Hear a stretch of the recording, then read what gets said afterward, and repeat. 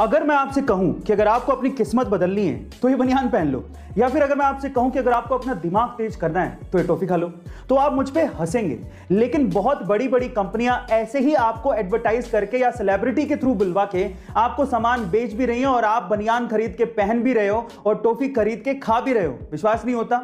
Lux Cozi, अपना luck पहन के चलो, ऐसे कह के वो बनियान को लक से जोड़ रहे हैं। लक्स कोजी, अपना लक पहन के चलो बाबा। और इसी तरह से मेंटोस, दिमाग की बत्ती जला दे, ऐसे कह के वो एक टॉफी को दिमाग को तेज करने वाली बता रहे हैं। मेंटोस, दिमाग की बत्ती जला दे।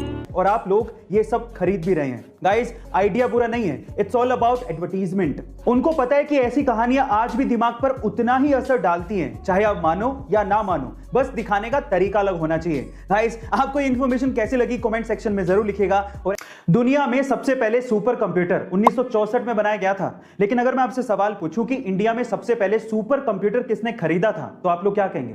देखिए, अगर आप किसी आईआईटी का या फिर इसरो का या फिर किसी गवर्नमेंट ऑर्गेनाइजेशन का नाम लेने वाले हैं तो आप लोग गलत हैं। एक्चुअली इंडिया में सबसे पहले सुपर कंप्यूटर खरीदा था चंपकलाल चौकसी ने। छौक गए ना?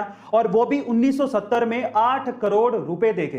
पर सवाल यह है कि इन्होंने ऐसा क्यों किया, मैं आपको बताता हूं। चंपकलाल चौकसी एशियन पेंट के मालिक थे और वो एशियन पेंट को इंडिया में कोने कोने में एक एक डीलर तक पहुंचाना चाहते थे, जिसके लिए उन्हें मैसिव डेटा एनालिसिस करना था, जो कि सिर्फ सुपर कंप्यूटर से ही पॉसिबल था। अब इनके दिमाग की दाद देनी पड़ेगी।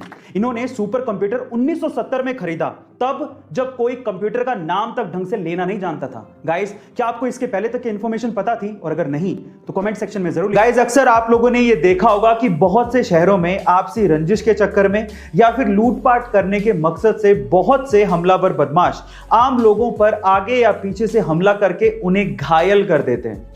देखिए, अचानक से होने वाले इन हमलों को हम लोग रोक तो नहीं सकते, लेकिन उनसे अपने आप को प्रोटेक्ट जरूर कर सकते हैं। कैसे, मैं आपको बताता हूं। क्योंकि आ गई एक ऐसी टेक्नोलॉजी जिसमें कुछ ऐसे क्लोथ आर्मर्स तैयार किए गए हैं जिन पे इन धारदार हथियारों का कोई फर्क ही नहीं पड़ता है। जरा देखिए।